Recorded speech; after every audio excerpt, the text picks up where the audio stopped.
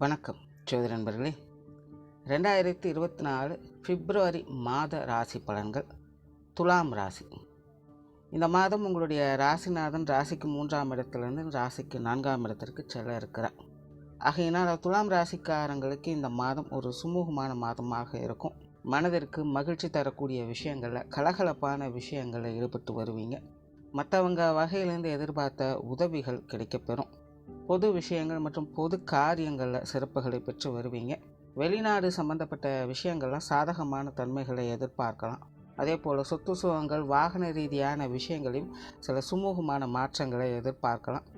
கடந்த சில வாரங்களாக சுணக்கத்தில் இருந்து வந்த விஷயங்களை இந்த மாதம் துரிதமாக செயல்படுத்த முற்படுவீங்க.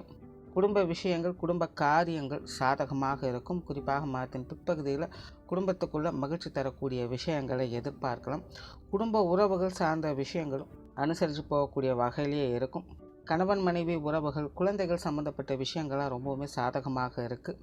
இந்த மாதம் திருமண விஷயங்கள், புத்திரபாக்கிய அமைப்புகள் கூட நல்ல முறையில் கைகூடி வருவதற்கு வாய்ப்புகள் அதிகமாக இருக்குது. குறிப்பாக குழந்தைகள் சம்பந்தப்பட்ட விஷயங்கள், காரியங்களில் மனசுக்கு மகிழ்ச்சி தரக்கூடிய விஷயங்களை எதிர்பார்க்கலாம். இந்த மாதம் அவங்க வகையில் அல்லது அவங்க சம்பந்தப்பட்ட விஷயங்களில் ஏதாவது ஒரு வகையில் உங்களுக்கு ஆதாயங்களையும் அனுகூலங்களையும் ஏற்படுத்தி கொடுக்கும். பெற்றோர்கள் சார்ந்த விஷயங்கள், உடன்பிறப்புகள் சம்பந்தப்பட்ட விஷயங்கள்லாம் கொஞ்சம் காரசாரமாக இருந்தாலும் அனுசரித்து போகக்கூடிய வகையிலேயே இருக்குது. பொருளாதாரம் சார்ந்த விஷயங்களில் கொஞ்சம் கவனம் தேவை. துலாம் ராசிக்கு இந்த மாதம் வரவுகள் கம்மி, ஆனால் செலவுகள் அதிகம் அப்படின்னு சொல்லலாம். கொடுக்கல் வாங்கல் விஷயங்கள்லாம் கொஞ்சம் கவனம் எடுத்துக்கங்க. கொடுத்த காசுகள் திரும்பி கொஞ்சம் லேட் ஆகும். அதே போல் இந்த காசு பண சமாச்சாரங்களும் கொஞ்சம் கவனமாக இருக்கணும். சிலருக்கு மறதிகள், கவனமின்மை போன்ற விஷயங்கள்லாம் ஏற்படும். ஆகையினால் இந்த விஷயங்கள்லாம் கொஞ்சம் கேர் எடுத்துக்கங்க.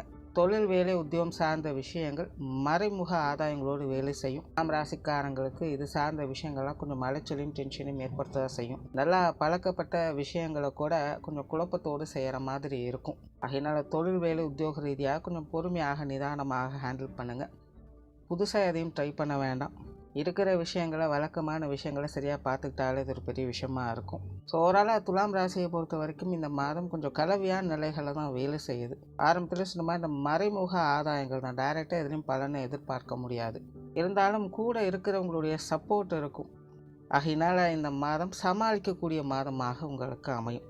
நன்றி, வணக்கம், வாழ்க வளமுடன்.